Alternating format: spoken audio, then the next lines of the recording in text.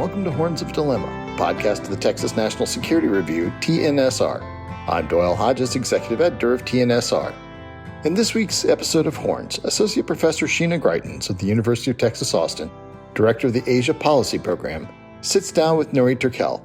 Turkel is the author of the new book, No Escape, The True Story of China's Genocide of the Uyghurs. Greitens and Turkel discuss his book, detailing the policies executed by the Chinese Communist Party against the Uyghur people and the way in which they constituted genocide through their efforts to stamp out Uyghur families, Uyghur culture, and Uyghur education. This is a powerful recounting which includes many interviews with survivors of the camps in the book, as well as the first-person experience of Turkel and his family. This event was co-sponsored by the Clement Center and the Beck Lachlan First Amendment Center at the University of Texas Austin.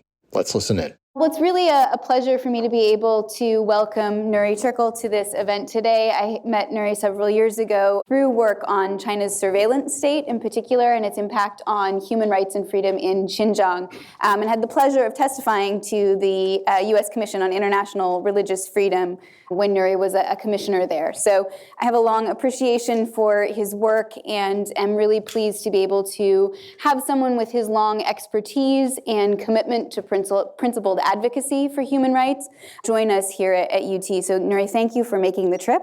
Thank you so much. And for spending your time with us today. What I wanted to do is to give you a little bit of a chance to talk about the book that brings you here today.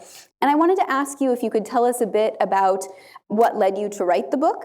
And since not everyone here has maybe had a chance to read it yet, although it's a really compelling book, and I would encourage everyone here to do so, please tell us, what are the core ideas and messages that you wanted to convey in sharing the stories that are in the book with the world? So over to you to talk a bit about that to get us started. Thank you so much. What an honor to sit next to you to have a conversation about important issues that we've both been following.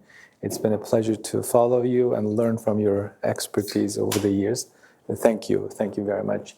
I also wanted to thank my good friend Steve for hosting me here and Center and Asia Policy Program for organizing this book event so that I can share my stories, so that I can tell you the stories of the others that may compel you to help to end the ongoing genocide in China. The reason that I wrote this book, I never thought about writing a memoir this early in life, but starting 2016, specifically since this individual that you may have seen in the news by the name Chen Quanguo appointed as a party secretary from Tibet to Xinjiang, and I sense intensification of their policy approaches, starting from my own family. And then in the early 2017, I heard university professors, Uyghur thought leaders, community leaders, religious leaders, business leaders start disappearing. And then in April 2017, I read about this draconian measure called de-extremification measure put in place by the local, the legislative body in Xinjiang. That Foreign Policy magazine reported as 48 ways to get into the internment camps. And then, being somebody who was born in a re-education camp myself at the height of the Cultural Revolution, I wanted to contribute to this conversation through this book that this is what is happening to the Uyghur people is not something new. This has been happening over the years, as long as I can remember, starting from my own life. And I went to a media in 2018. I said that, well, this is essentially re-education 2.0. And at that time, we did not know much about it. So that was essentially the key reason, the main reason that I wanted to share my personal story, being born in a re-education camp, and what my young mother at the time, she was barely 20 years old, went through, while my father dragged into forced labor camp outside of city of Kashgar, where I was born and raised. And I thought that this is something need to be told, because to most American people, what is happening in China may come across as one-off, but this has been a systematic problem. And that's one reason. And then also, I thought that I owe to the Uyghur community and those camp survivors, victims, that I need to help them to tell their story. So as I profiled in my book, I have interviewed most of the camp survivors, specifically the female camp survivors, to profile what kind of sexual abuse, physical abuse, psychological abuse that they have gone through. And also wanted to tell American people through this book that this is no longer another human rights crisis that American public or people living in liberal societies can ignore. As for my ultimate goal, writing this book, in addition to those reasons, I feel that I have not been free, even though I'm an American citizen and now a US official. I don't feel that I have been able to escape the Chinese persecution. This is why my book carries the title No Escape. Since I came to the United States in 1995, I have been only able to spend 11 months with my late father and my mother. That can give you an idea how torturous, costly my human rights work has been. And since 2004, I have not been able to see even my own mother. My father passed away in April while I was on a trip to Uzbekistan as part of the US delegation. I could not even attend my father's funeral, hold my mother and mourn with her because I've been sanctioned by China last December. So with my freedom being granted by the US government to me through my asylum application, now citizenship, I cannot go to be with my mother, whom I have not seen for 18 years. And I have to look over my shoulder when I do this kind of public speaking. So I want American people to know that even though I'm an American citizen like yourself, for most of you, I'm not free. And also using this book to make the American people, the readers, feel this is something that is related to them. So this is a reality that no one can escape. In light of the connection to broader national security, economic interests in our relationship with Communist China. So when you look at the consumer products, we're talking about more than 80 global brands been implicated using slave labor. Even solar panels that we put on a roof reportedly been made with slave labor. And also we do know that Chinese government using technology, surveillance, testing it out initially, and now exporting the same governance, the same control methods. So this is affecting our lives. This is also about our global leadership as a country. This is about global justice and accountability. If you have signed on to international laws and treaties, we must fulfill our treaty obligation. In the case in point, the Genocide Convention. So using this title, I also wanted to make a connection to a broader audience that no one can escape this brutal reality. Thank you. I think having read the book, the stories that you relate are really compelling, and I was particularly struck by the inclusion of these specific stories about women's experiences in the camp system. I wondered if you could talk a little bit about, we've seen reporting in the news about some of the policy changes that the Chinese government made that resulted in the dramatic expansion of the internment camp system, which is now estimated to have dragged in somewhere between 1 and 3 million people, I think, at the latest estimate. I wondered if you could talk a little bit for people who might not be as familiar with that, what you heard from the stories of the people you interviewed, what the impact was on people actually living in Xinjiang, because it's one thing to sort of read about it as a matter of policy, and one of the things that the book conveys so effectively is what the impact was on people's ordinary everyday lives and how transformed and uprooted those lives were. So I wondered if you could reflect on that a little bit. Quickly, 2 thoughts to begin that a question needs a little bit more time to explain. The family time that the Uyghur people deserve, including my own family time, have been taken away from us. We're talking about families been broken. Like they have a slogan, break the lineage, break the roots, break the connection. That is their policy.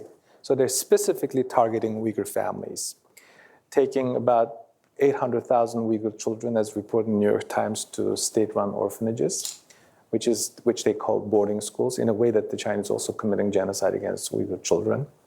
And also targeted attack on the Uyghur women in particular through forced sterilization and rounding them up and sending to the camps. In some instances, sending Chinese cadres to their homes, as a profile in the book, to monitor and surveil their lives, even spying on their communication with the children. In some instances, committing sexual violence against those vulnerable women at their own place of residence.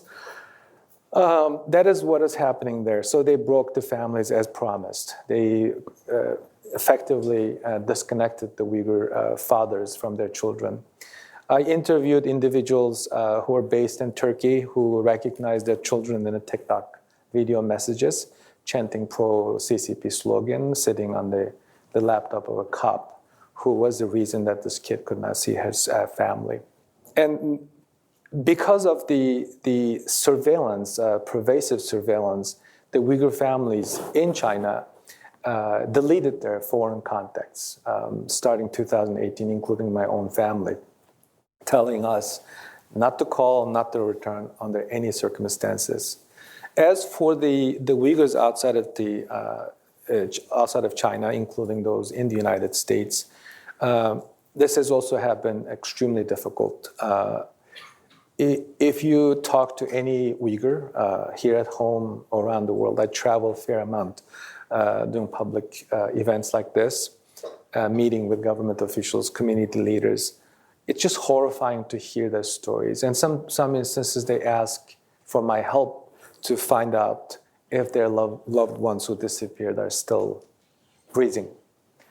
This includes some American citizens who are not comfortable going public, because there will be consequences if they go out and testify and call attention to their family members. The other thing is very common in Uyghur communities, a disappointment. You may disagree in humanity in general. People in the Uyghur community, especially in the Uyghur intellectuals, among the Uyghur intellectuals, is promised never again is very well known, because Uyghurs study Jewish history way back. Even I studied Jewish history when I was in China. And that broken promise and this genocide in its 6th year, still ongoing, except for the United States, most of the countries around the world have not even figured out what to do with it. And that had a huge, a tremendous effect in the mental health of the Uyghurs around the country, here at home and around the world, and particularly in Europe. So when you talk to them, you can see that something's wrong. In some instances, they are just bursting into tears. Like, what kind of, they even sometimes question the existence of God. Like, why would we have to suffer this much? What have we done? These kind of questions comes up. And then close to home, we have a significant number of Uyghur Americans, the American citizens, who have been affected by this. Just one typical example, half of the Radio Free Asia reporters have family members been sent to the camps, and they're American citizens, and they are working for American people, even though they're not directly employed by the U.S. government. They are government contractors. Even in their cases, our government have not been government agencies, both Republican and Democratic administration, been able to even obtain freedom of even one single individual. So these kind of disappointments, frustration, despair created a huge mental health problem. So Uyghur people's mental health and mental well-being have been severely affected. One of the things that you and I have talked about previously is the analogy that the Chinese party state sometimes uses, that the Communist Party uses, of religious belief as a potential virus and the need to immunize, in their language, groups like the Uyghurs, religious minorities inside China, to avoid what they argue is a risk of extremism. But in many cases, what that means is intervening and preventing fundamental exercise of religious freedom, things like praying, going to a mosque, going to one of the things you describe in the book is going to a cemetery to visit the tombs of families. And so this is the way that it's framed in a language of public health and prevention, but really intended to interfere with really fundamental religious belief and practice, is really striking. I wanted to ask you a little bit more about something that you touched on just a minute ago, which is the role of Uyghur families, family members, and activists who are abroad. And I wanted to just ask you a bit about what you see as the roles and the responsibilities of people like yourself and other people who've been exiled. In many cases, we've seen, for example, in the case of North Korean human rights, and especially the last, I would say, 5-6 years as it relates to Xinjiang, that members of the Uyghur community who have either voluntarily or involuntarily left their families and their homes in Xinjiang have become really powerful witnesses, providing firsthand testimony of what's happening, and become representatives for those who cannot speak because they remain in China and have had to cut off communication with the outside world in the ways that you described. But I wanted to ask you about how your journey from when you arrived at the University of Idaho in 2004, I think. 1995, which was off a decade. When I was actually living about 70 miles north of there at that point and had no idea. But I wanted to ask you a little bit about how your thinking on that question has evolved and what you see as the responsibility of people who are outside of Xinjiang, outside of Kashgar, but in many cases now cut off, but who feel some responsibility toward those who remain. Before I address that important question, I'd like to add a couple of points to that medical metaphor that the Chinese use. You may wonder why this country that has an intimate economic relationship with the world, including our country, a rising power, would commit this kind of crime, atrocities in broad daylight. It has a lot to do with the way that they see the religious and ethnic identity. So when you look back when Xi Jinping came to power, and in 2014, they announced the first national security strategy, they focused on two things, foreign entanglement and any threat that will hamper development or stability. That's the term that they use literally in every major policy speech. For the foreign entanglement, foreign encirclement, the foreign religion, specifically Christianity and Uyghur Islam, has some connection to it. This is why they are so focused on these two particular religious groups in recent years. On the other aspect, the threat, societal threat, the future potential threat, they identify those Uyghurs, in particular, pious Uyghurs, were the Uyghurs who have a strong nationalistic sentiment, the Uyghur ethnic identity, through their professional career, writing, being a professor at the university, academic life, or stage performance. Uyghurs are very artistic people. They write poems, they recite poems in public events, gatherings. So that to the Chinese government is something would potentially cause, or could be a reason for potential unrest or challenge. So they use that as a perceived threat, not an existing threat, as a way to do preemptive policing. So that goes to the point that Sheena was making. So that's essentially the reason. It's not something that the Uyghur people specifically have done something. Of course, there have been some violent incidents have been reported, which has not been independently verified. But that even that's the reason that even if that kind of things could happen or would happen or has had happen, we should not compelling the Chinese leadership in engaging in this kind of collective punishment. It does not justify. But the way that they see ethnic background, religious practices as a source of threat that need to be taken out before it spreads to the organs of the society, compel the Chinese policymakers to engage in today's genocidal acts. The Uyghur community is relatively small in the United States, about 8,000 to 10,000, but they're very vocal and very effective.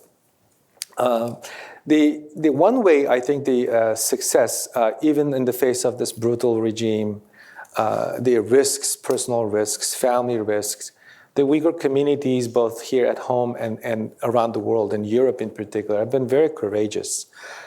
Since 2017, there have been a global lobbying effort. I participate in some of it before I take up this government role. Lobbying the government, so including Australian, Canadian, the UK, European Parliament. The Uyghurs are also very active at the UN in Geneva. And in the United States, the Uyghur populations are very well educated. They know the system. And also most of the Uyghurs live in Washington area. Two things I think were very, very helpful, the way that the Uyghur community approached. One, try not to be political. There's a lot of political domestic issues that everyone and all of us have opinion. I think one of the effective ways that the Uyghur community managed to have this many political accomplishments in the United States is to stay out of politics. Try to keep it bipartisan, focus on the human rights campaign, focus on using the factual information, no exaggeration, no hyperbolic statements, and provide testimonies, build very close relationship with congressional staffers. Those are the very effective. And also the one other way that I thought that the Uyghur communities around the world did very well is to use the media, including social media. I did not even think that this was possible in 2005 when I started writing op-eds myself. But now you see op-eds written by Uyghur activists all around the world in European publication and US publication. You see them on TVs, panel discussions. The public education using media has also been very, very effective. And then most important thing, I think this is very useful, even for policymakers in the previous administration, that give a proper name to the atrocities, was the willingness of the camp survivors to go public with their gruesome stories. Most of them have been profiled in my book, except a few in Europe. That has been very effective. And also, one thing that cannot be ignored is the role of the Kazakh community in Kazakhstan. When you hear about these atrocities, oftentimes people rightfully focus on the Uyghurs, but the Kazakh community also been heavily influenced. So the Chinese claim that they're fighting against separatism does not really hold well. What kind of separatism are you talking about with the Kazakhs? We have heard a substantial number of Kazakh population who even have a citizenship in Kazakhstan have caught up in this. There are about 200 Uyghurs who are Turkish citizens also caught up in this, spending time in the camp. So those Kazakhs who managed to leave China early on was critical in providing factual information, personal testimonies and accounts to help the world to see what is really happening. Actually, it worked better than the Uyghurs telling the story early on. There's a lot to be told, but the skepticism kind of diminished with the Kazakhs going forward and testifying. So I am very pleased with the progress. The Uyghurs don't have a big PR firm or lobbying firm. Or deep pocket, or person who writes a big check, but this has been just purely a good heart effort, testifying, engaging, sharing stories in public. I think this can be a good case for study, and specifically being able to build bipartisan coalition. When Congress considered the first Uyghur bill, Uyghur Human Rights Policy Act, in May 2020, we had unanimous consent in the Senate. 406 members of the House of Representatives voted yea. And then last December, when Congress legislated or considered the Uyghur Forced Labor Prevention Act, the same type of response, overwhelming positive response. And now we have two administration, Trump and Biden administration, essentially taking the same position. Which is remarkable in today's toxic environment, specifically in Washington. Yeah, I think that is a testament to the effectiveness of some of the advocacy that you and your colleagues and the Uyghur community in the United States and globally has been able to. And one other thing is messaging strategy. That also been very, very effective. Can you talk a little bit about that? The messaging, there are a lot of geopolitical aspects to what is happening to the Uyghurs, but the Uyghur activists have been very, very focused. For example, saying that, oh, today is my mother's birthday. I wish I can spend time with her. What kind of people will not agree with that? And then an American, a US-born grandchild releasing a short video saying, when can I meet my grandparents? My grandfather has disappeared. Oh, by the way, he was a former Chinese government official. So that kind of message really resonated short. It's been so effective, the social media use of the activists around the world. I think the tragic impact that these policies have had on families and family connections is really one of the things that's incredibly moving in the stories that I've heard you tell and seen in some of these social media posts as well as in the book itself. One of the things that also comes through very clearly is something that the United States government has warned about recently. In fact, I think there was an indictment that became public this morning, which is the increased use of what we call extraterritorial repression by the Chinese party state. And one of the things that I've been tracking recently under Xi Jinping's Global Security Initiative, but even before that, is actually the expansion of Chinese policing activity outside the borders of the PRC.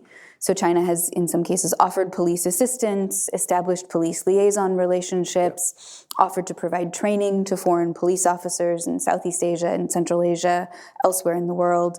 But a lot of the way that China approaches police activity is inherently political, as your book makes very clear.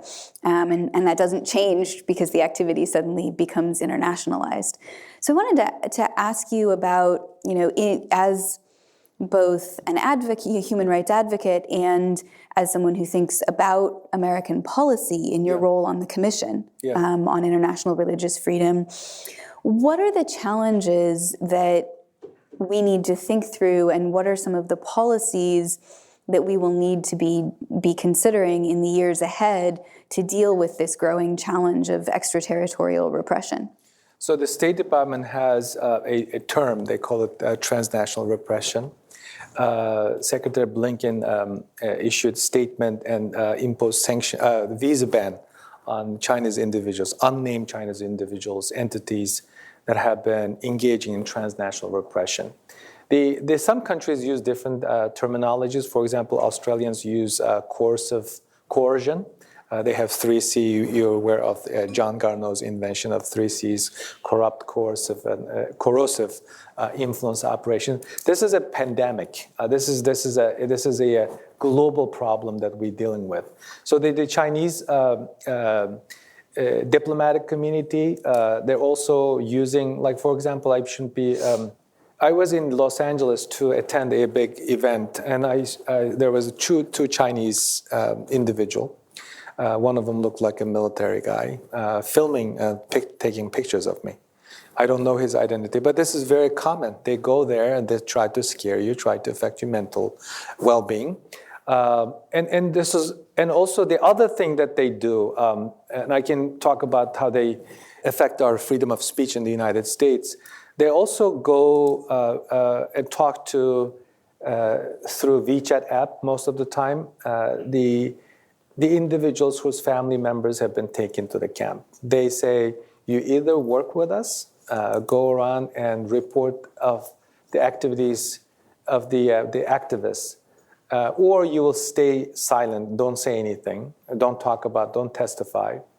And I'm talking about American citizens, US citizens, and they can't say anything in public because the consequences are so severe. If two family members have already been in the camp, if non-compliance by this individual may result in third or additional members to be taken in the camp. So this is various, and then also the retaliatory actions.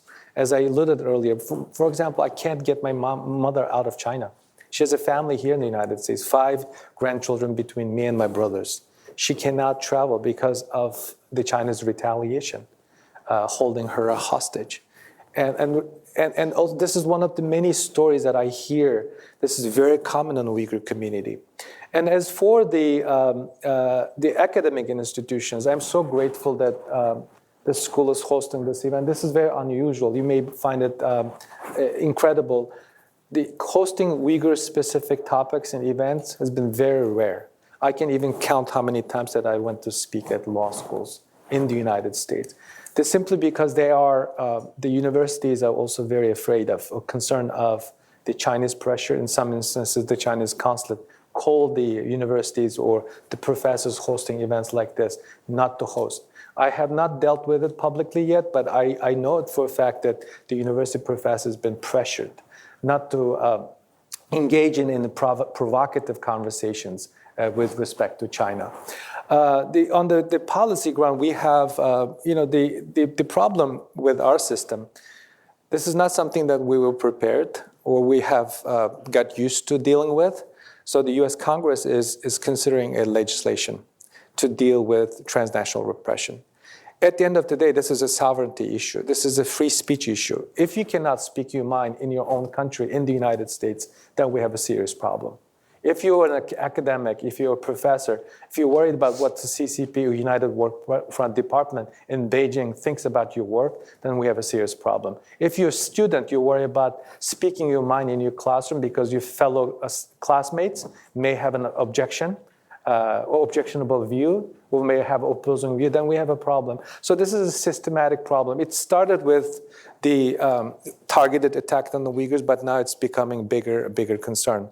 And our law enforcement is also very engaged in this issue.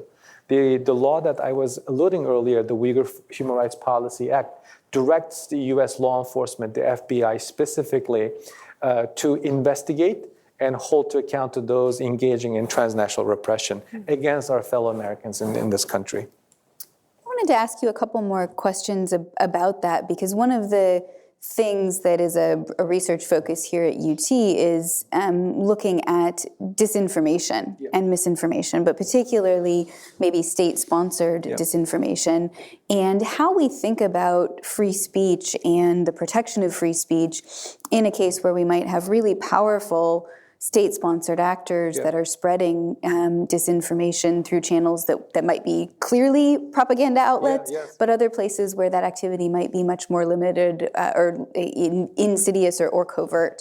So in particular, because we're here talking in part about First Amendment freedoms, how do you think we should think about free speech in an environment where disinformation's become pervasive? First of all, we have to make the distinction between the Chinese people and the Chinese regime. It's two separate things. And one thing that former Secretary of State Pompeo did was make that distinction every speech. He called out CCP, that's the source of the problem. We may not have Xi Jinping in 10 years down the road if he survives that long. We still have the CCP. That's what makes the policy. So we have to focus on what are we targeting, what we're dealing with, not the people. The Chinese people also equally a victim in this. So the language is very important when we talk about this regime. And then also, I think the public education is very important. I have, from my own experience, speaking in academic institutions here at home and abroad, there are a lot of misinformation even within the Chinese student community in these various campuses. They come to me after the event private saying, oh, I did not know about this. This was riveting. I was paying too much attention to the state propaganda. That is something very important. We need to be able to educate the public. And one thing that I need to make it absolutely clear here, even to this audience, this problem is not something that the United States government created. I'm sure that some of you are lawyers here.